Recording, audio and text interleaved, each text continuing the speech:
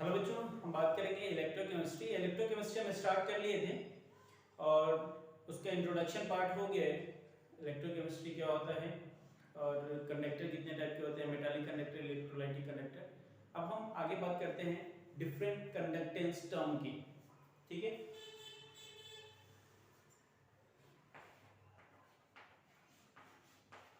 Different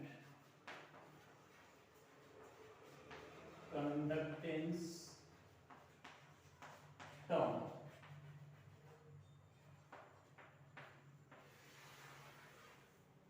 ठीक है बच्चों, आवाज थोड़ा स्लो जा रहा हो, माइक खराब हो गया तो कुछ प्रॉब्लम आ गई है। नया माइक जब तक आ रहा है तब तक वीडियो अपन बनाते रहेंगे। ठीक है, तो डिफरेंट कंडक्टेंस टर्म में हम पहला बात करेंगे बच्चों, कंडक्टेंस क्या होता है। Conductance, what is conductance? Conductance, conductance को हम C और कैपिटल G से रिप्रेजेंट करते हैं। कंडक्टेंस को क्या करते हैं? C और कैपिटल G से रिप्रेजेंट करते हैं। कंडक्टेंस किसी भी मेटालिक कंडक्टर की एक प्रॉपर्टीज होता है जो उसको करंट फ्लो करने में फेवर करता है, उसी को हम क्या बोलते हैं? कंडक्टेंस। और कंडक्टेंस जो है वो रेजिस्टेंस का रेसिप्रोकल होता है, राइट है। तो कंडक्टेंस को हम कैसे डिफाइन करेंगे? It is properties, it is properties of conductor by which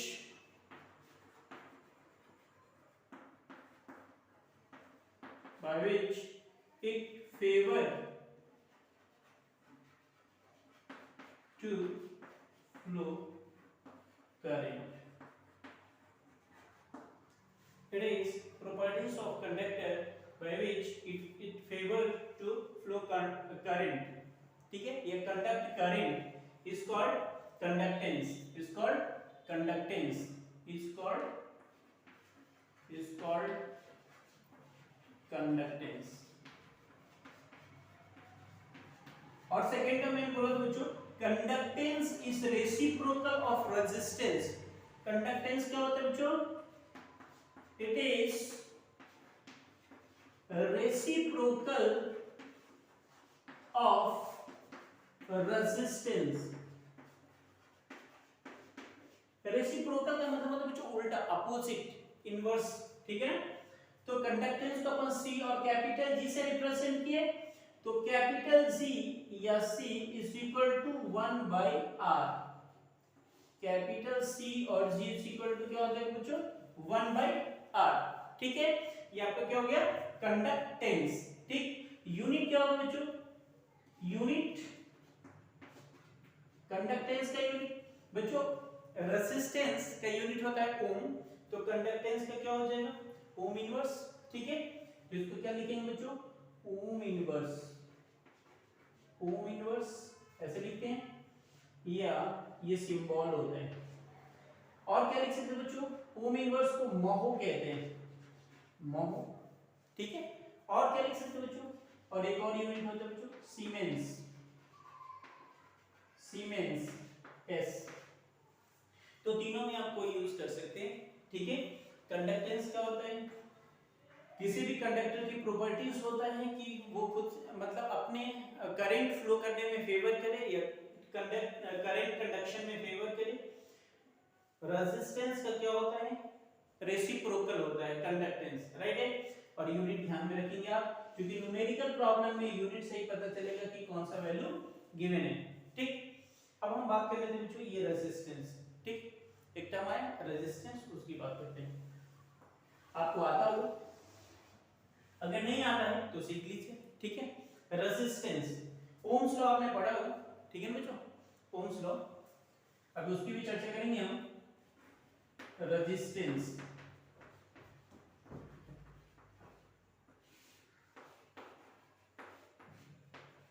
in general तो हम ये बोलते हैं जो करंट को अपोज करता है वो रेजिस्टेंस कहलाता है, राइट है, नो प्रॉब्लम। ठीक है, बट यहां पे देखेंगे रेजिस्टेंस क्या होगा बच्चों? According to Ohm's law, according to Ohm's law, the resistance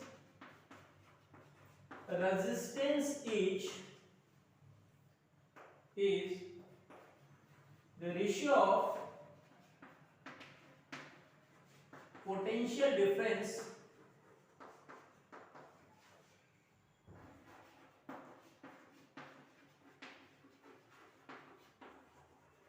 and current through in the flow in the circuit. It is ratio of potential difference and current flow in the circuit. ठीक है, तो R is equal to क्या हो जाएगा बच्चों? R is equal to V by I. ठीक है, यही चीज ओम्स लॉ भी बोलता है, तो ओम्स लॉ को भी हम अभी डिफाइन करेंगे. ठीक है, तो ये आप ध्यान रखेंगे जब भी आपको न्यूमेरिकल सॉल्व करना पड़े, मान लीजिए पोटेंशियल डिफरेंस दे दिया, करंट दे दिया, रेजिस्टेंस निकालना है, तो वो वाला डेफिनेशन से तो काम नहीं चलेगा.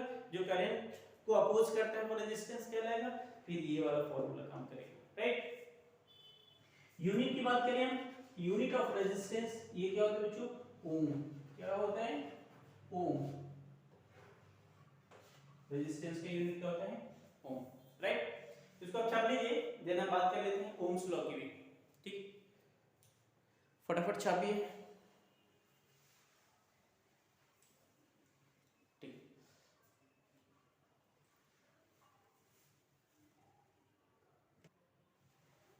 चलिए नेक्स्ट बात कर लेते हैं हम ओम्स लॉ, चूंकि अभी अपने रेजिस्टेंस पढ़ा. ओम्स लॉ, ओम्स लॉ क्या कहते हैं बच्चों? देखिए, ये एक सर्किट है,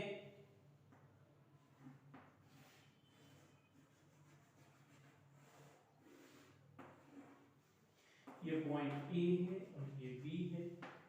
करंट फ्लो हो रहा है I, इधर I. ठीक है, तो ओम्स लॉ ये बोलता है कि A से B में जो करंट फ्लो हो रहा है थ्रू रेजिस्टेंस R, ठीक है बच्चों, वो करंट ये दोनों पॉइंट के पोटेंशियल डिफरेंस के डायरेक्टली प्रोपोर्शनल होगा. फिर से सुनिए, Ohm's law states that current flow through current flow through a conductor is direct. Ohm's law states that the current flow through a conductor between 2 points is directly proportional to potential difference between that 2 points. Is directly proportional to potential difference between that 2 points.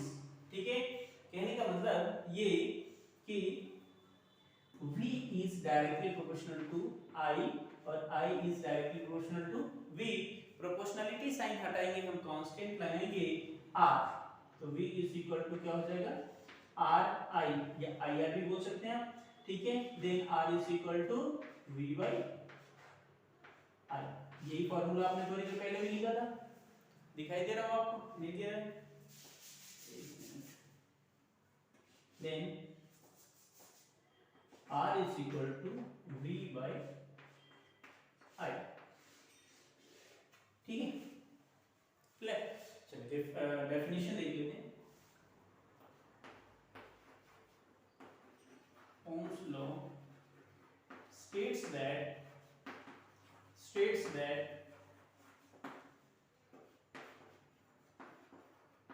the current flow through conductor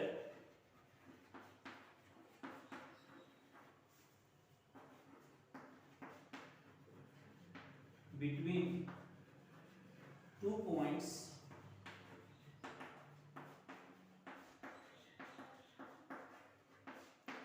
is directly proportional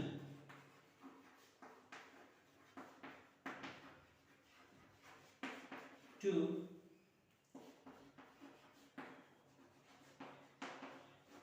potential difference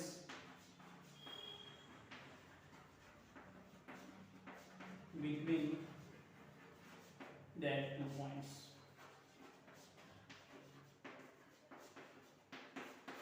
ठीक है, तो हमने 3 चीजें बात करी. पहला conductance क्या होता है, इससे पहले हम बात कर चुके हैं कंडक्टर, ठीक है। अगर आपने नहीं देखा है तो पहले वो वीडियो देखें, सेकेंड वीडियो है, पहला पार्ट ठीक है, इलेक्ट्रोकेमिस्ट्री में क्या क्या पढ़ना है वो मैंने बताया है। दूसरा वीडियो में मैंने बताया है कि कंडक्टर क्या होता है, कितने टाइप के कंडक्टर होते हैं, इलेक्ट्रोलाइट्स क्या होता है, दोनों के बीच डिफरेंस बताया है। उसके बाद हम कंडक्टेंस टर्म की बात की। पहला कंडक्टेंस क्या होता है, रेजिस्टेंस, और रेजिस्टेंस में एक ओम्स लॉ आ गया था तो इसको भी मैंने डिस्कस कर लिया, ठीक है बच्चों। इसके बाद वाला पढ़ेंगे हम नेक्स्ट लेक्चर में पढ़ेंगे रेजिस्टेंस हो गया, स्पेसिफिक रेजिस्टेंस या रेजिस्टिविटी, और दूसरा स्पेसिफिक कंडक्टेंस, ठीक। तो आप कंटिन्यू देखते रहें बच्चों वीडियो को, तो आपको ज्यादा समझ में आएगा। और ये मैं कंप्लीट चैप्टर पढ़ा रहा हूँ, एकदम स्टेप बाय स्टेप, कुछ भी नहीं छूटेगा आपको, ठीक है। Thank you. बाकी